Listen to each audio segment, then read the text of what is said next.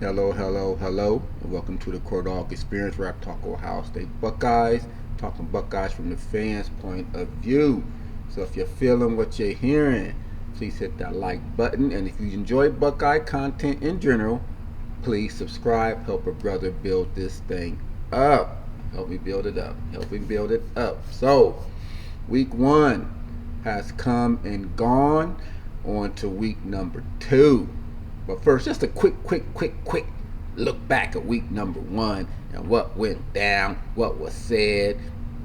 You want a bigger thing or a more in-depth thing? Check out my snap reaction to our Ohio State Indiana game, that 23-3 victory over the Hoosiers, which ain't looking so bad now considering what happened to some of the other teams in the top 10. LSU, Clemson, some others, who went down. So that 23-3 struggling win don't look so bad now. But yeah, I was expecting just a little bit more, but I am not mad at the overall performance. Like they say, what's the good thing about being 1-0? Got a chance to go 2-0. So we got an opportunity to do heading into this upcoming weekend against Youngstown State. But first, quick recap. Kyle McCord. I told y'all he's going to be the starter. Told y'all he's going to be the starter. Ryan Day said both quarterbacks were going to play. Then they did. But it didn't really turn out the way I don't think Ryan Day expected it to, as Kyle McCord took the vast majority of snaps. And a lot of folks they weren't happy with McCord's play. And I ain't going to spend too much time on it, but they weren't happy with McCord's play. And me, after looking at the game, yeah, was he inaccurate on some throws? Yeah, did he check down a little too often? Yeah, but at the end of the day, he was 20 for 33, no touchdowns with an asterisk. No touchdowns, but we'll put an asterisk on that one. And he had that one INT. Now I'm going to put an asterisk on that one too. Now, I don't think he had overall a bad day. Not the type of day you thought warranted some of the criticism he was getting following that game. You would have thought it was a Joe Balsman type performance out there. I didn't see how he was that bad to get the type of criticism he was getting. Because at the end of the day, his numbers were very similar to C.J. Stroud in his first start when he went on the road at Minnesota. Yes, Stroud had the touchdowns or whatnot, but the stat line in and of itself, touchdowns aside, they were quite similar. McCord's second career start, so he went, like I said, 20 for 33. He had the 0 touchdowns, asterisk, and he had the 1 INT, asterisk. Had about a 61% completion percentage for the game. So all right, which is all right. But he was 3 for 13 on throws of 10 or more yards. So I guess that's where some folks could find some criticism with Kyle McCord. You got to be a little more accurate when you're going down the field. And that will come with experience. He was 3 for 13. And he's 3 for 13, but one of those throws, let's be honest, they missed the interference call on Marvin Harrison by the goal line. One of those throws, again, by the goal line, they missed, in my opinion, the targeting on Carnell Tate. I mean, you can't get, that was helmet to helmet. But I ain't going to go down that rabbit hole. Check out my snap reaction. I go down a little bit there. But then the one throw, 3 for 13, the pass to Marvin Harrison, which Harrison stepped out of bounds, hence the asterisk. That was his touchdown. Marvin Harrison, big toe, went out of bounds. Wiped the touchdown off the board, but that was his touchdown. And of course, he missed Marvin Harrison on another. We could add another touchdown if the throw had been a little more accurate. But all in all, I do not think Kyle McCord had that type of bad day to where he was getting the criticism he was getting. I mean, my man after the game, my man here was saying, I lost all confidence and Kyle McCord.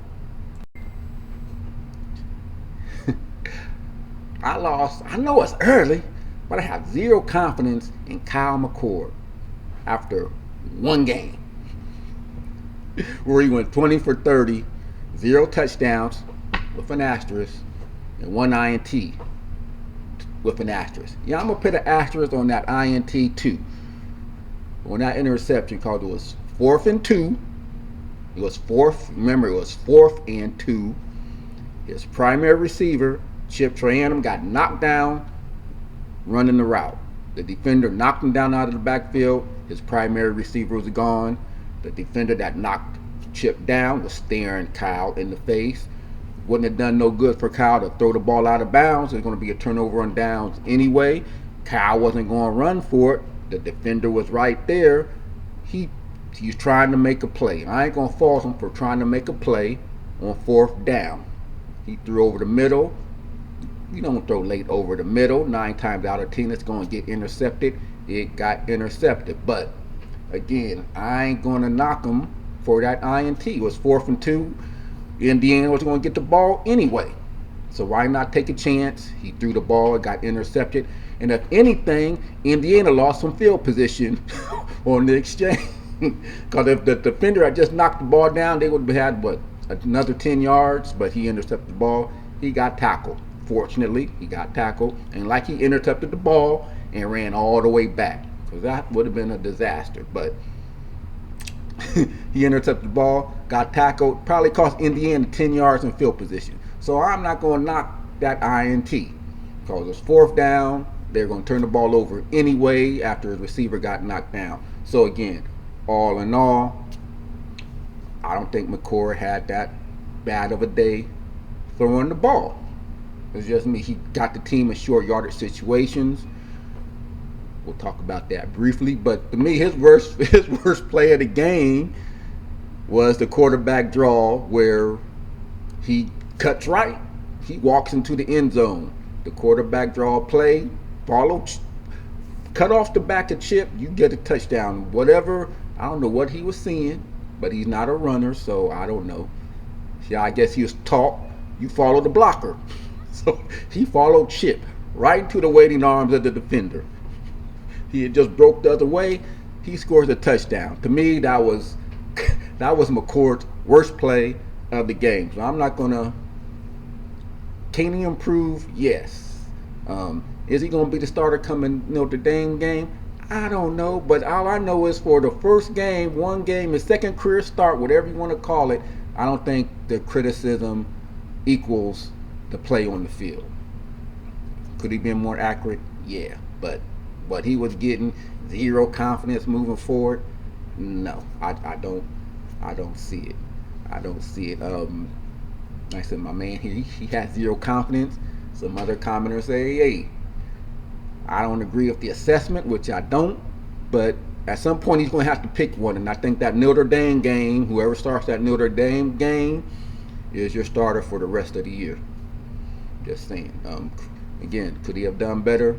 Yes, it's not a good day in our offense when the tight end, I love Cade Stover to death, but he should not be your leading receiver when you got Marvin Harrison, Ibuka, Fleming, Tate, Ennis, Xavier Johnson. Cade Stover should not be your your leading receiver. But like I said, McCord made some good throws, and hopefully next game we'll get to see a little bit more what he can do going down the field, see if he's any more accurate.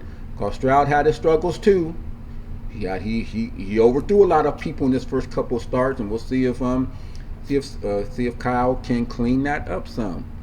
But yeah, I'm expecting our receivers to be our leading receivers. One of them to be our leading receivers going moving forward. They should not. Cade Stover should not be our leading receiver in receiving yards or in catches. So yeah, but that you can look at that two ways. He's given he's taking what the defense is giving him and not forcing it, or he's just being a little too safe and conservative and not willing to go down the field. But his second career start, he didn't want to make mistakes. He didn't make mistakes. And I said, I put an asterisk by the INT. So I'm not mad at McCord. His worst play was the quarterback draw. Enough said about that. My biggest concern coming out of that game was not the quarterback play. It was the third and short situation. Our short yardage woes kept continuing from last year. Like I said, McCord got us in the situation where we are third and short. I believe majority of the situations we are 3rd and 5 or less, and we could not get the first down. Again, and I talked about this ad nauseum in my snap reaction. Go check it out. Go check out my snap reaction. And you saw, I don't know if it was the blocking, the scheme, whatever it was, their one player blew us up on 3rd down literally the whole game. Casey. That middle line, he looked like an all-star. And he wasn't getting touched. And I can see if he was overpowering our line, they couldn't just block him. The brother was coming through, he was not getting touched. And I don't care what running back you are. Ezekiel Elliott ain't getting the first down on 3rd and 1 if the linebacker's coming through untouched again and again and again and again. 3rd down efficiency, our short yardage woes. That was my main concern coming out of that game. Not the quarterback play, was our short yardage woes, because we pick up a couple more first downs on those 3rd and shorts. I guarantee we score more than 23 points. I'm guaranteeing we probably not having this conversation about Kyle McCord and people having zero confidence in him, and Devin Brown need to get more of this, that, and the other. If we can do better than 2 for 12 on 3rd down. In a lot of those situations, we had less than 5 yards to go. I say a good 6 or 7 of them was 3rd and 2 or less, 3rd and 2, 3rd and 1, and we couldn't. And our running backs is getting hit 2 yards in the backfield. That's my concern coming out of that game, not the zero confidence in Kyle McCord, because he got us in 3rd and short.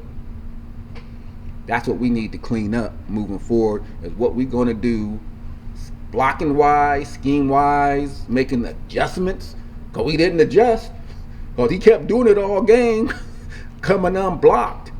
We didn't make the proper adjustments to pick him up. We didn't do, I don't know. And that leads, and Ryan Day say we need to be more efficient. We need to be more efficient moving forward. We can't be 2 for 12 on 3rd down. So if anything coming out of that game, quarterback play aside, the offense in general needs to be just way more efficient, and that starts with blocking schemes in the run game. Because the passing game, they did all right in my opinion in the passing game, and giving McCord some protection that he needed to get the ball off.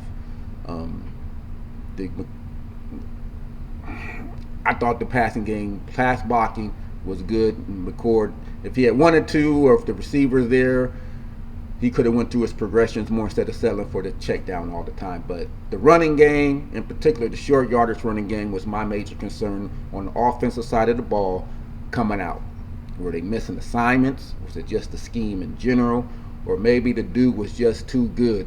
Because I looked and looked, and like he was throwing defenders off of, offensive line off of him. He wasn't getting touched. They weren't even looking at him. 2 for 12 on 3rd down. That's why we only scored 23 points. So, improvement on the offensive line, and of course some better quarterback play, and we see hopefully Devin Brown can get in there against Youngstown. That's the offensive side of the ball. Quick recap of defense. I mean, what else can you say? That was a good performance for our defense. It was good performance, and they gave up less than 100 yards rushing and less than 100 yards passing.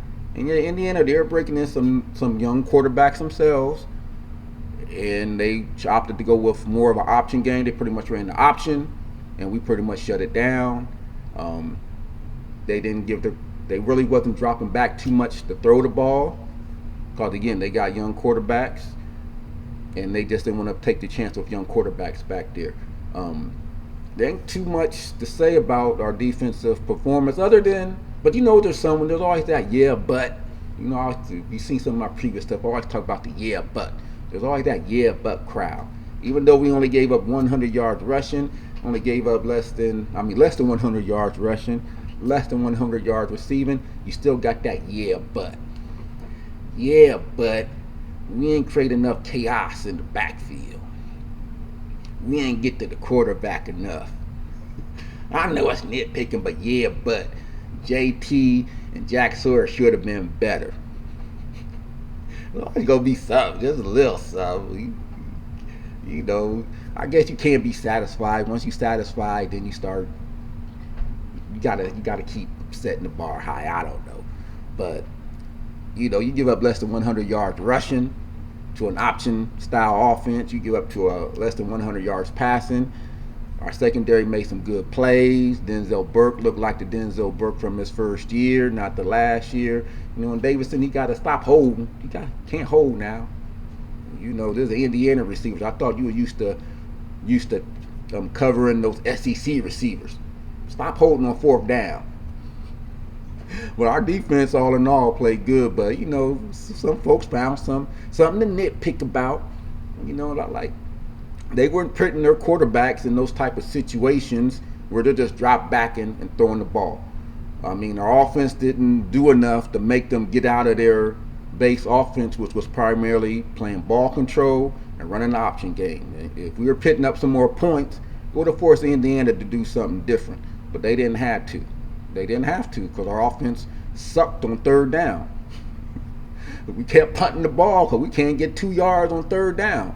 And their offense got to play ball control. They got to run the option. They made enough plays where they held on to the ball. To me, is the Silver Bullets back? We don't know. I know it's Indiana. It's a conference foe, but it's still Indiana. They hadn't had the offensive they've had. Some of the offenses they've had in the past have been more explosive than this version of the Indiana offense. We'll see if the Silver Bullets are back. But it was a good first outing. I wanted to see what Jim Knowles' folks were going to do. All right. I give them an A. At the end of the day, they gave up, like I said, less than 100 yards rushing, less than 100 yards passing.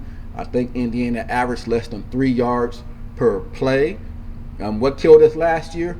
Big plays. This particular game, I think we only gave up 3 plays where they got 10 plus yards, and only one of those went over 20 yards. Other than that, the defense was solid all day long. Do you want them in the backfield a little bit more? Do you want to nitpick? Yeah, but I thought they blew up a lot of plays in the backfield. You ain't going to stop an option team all the time, but I think they made enough stops for the defense. The defense looked good. And we're not going to get a true test of the defense until the Notre Dame game. If Youngstown State goes out there and lights up, then I'll be concerned. But hopefully we won't get a true feeling of what our defense is like in that Notre Dame game, because that's going to be a good offense. That quarter Hartman's going to be a challenge. If pointing all indications, Hartman's going to be a challenge.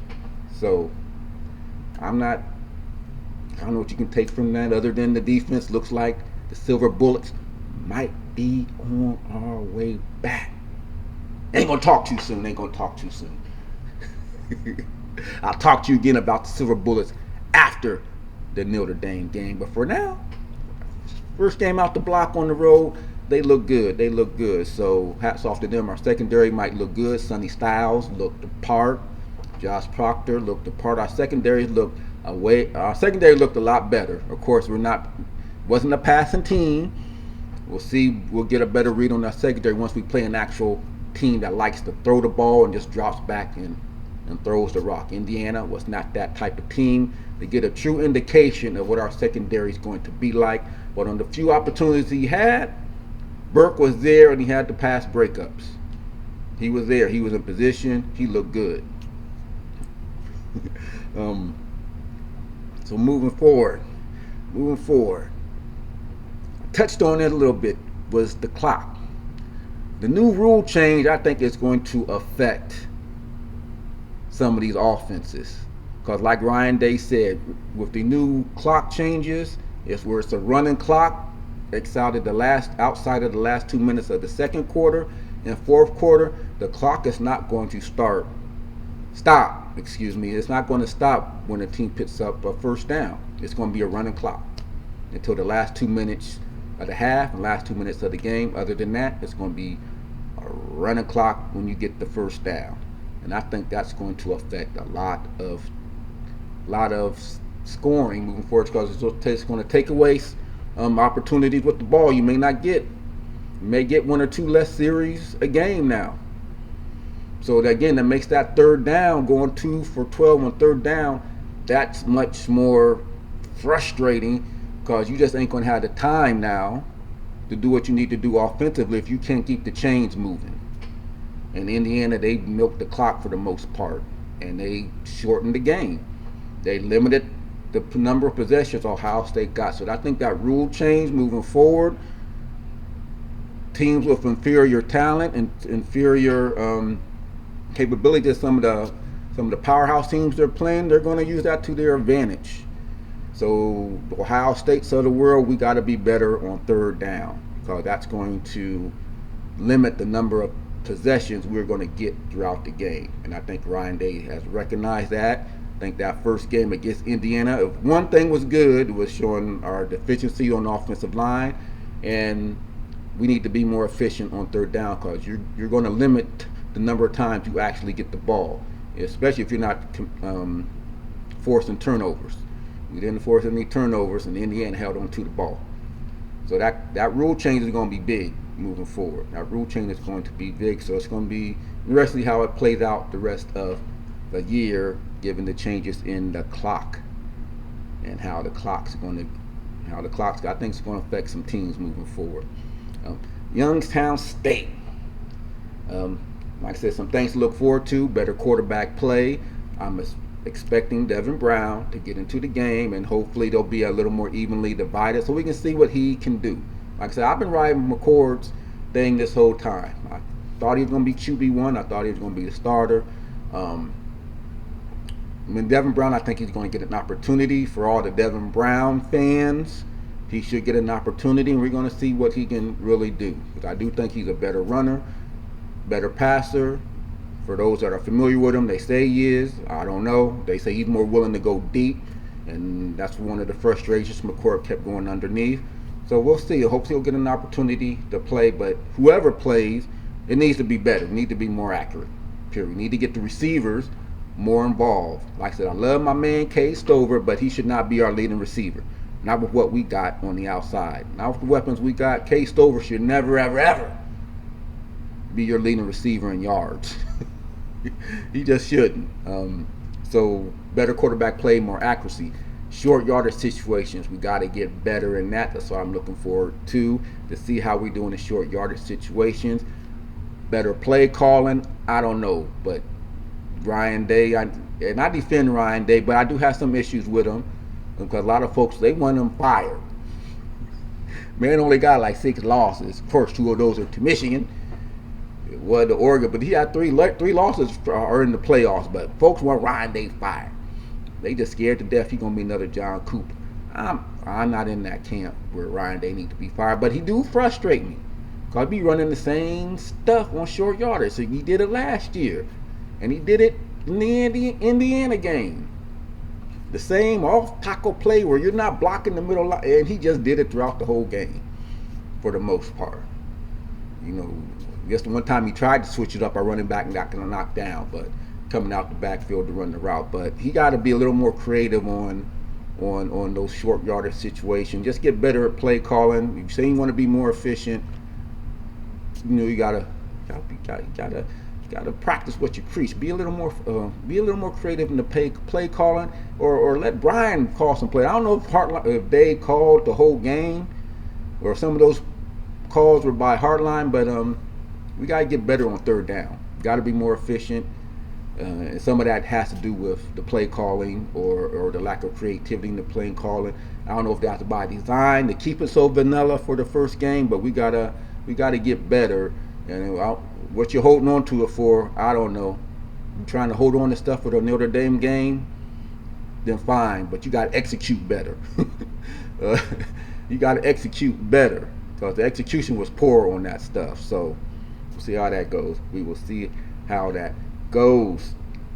Again, the quarterback stuff, I'm going to trust Ryan Day with that because C.J. Stroud just got named the starter. So quarterback wise, just folks getting mad at Ryan Day.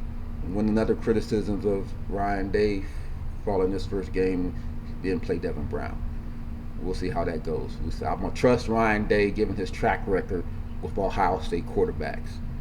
Stroud, first round. Fields, first round. Haskins, rest in peace, first round. I'm going to trust Ryan Day when it comes to the quarterback situation. And then we'll see how it plays out against Youngstown State. Youngstown State be our first FCS opponent in 10 plus years, I believe. 10 plus years, Youngstown State. A lot of folks, why are we playing the FCS school? And I have to believe it's an ode to our man, Jim Tressel, the former president at Youngstown State, who just retired earlier this year, I believe. It had to be an ode to him, Throw Youngstown State, give them a couple bills to come here and hopefully get blown out, but give Youngstown State some money to throw into their athletic department. And I have to believe if Jim Tressel was not there, we're not playing this game. And I think it's just a ode to Jim Tressel and what he did for Ohio State because he put us back on the map, basically. So I think all this.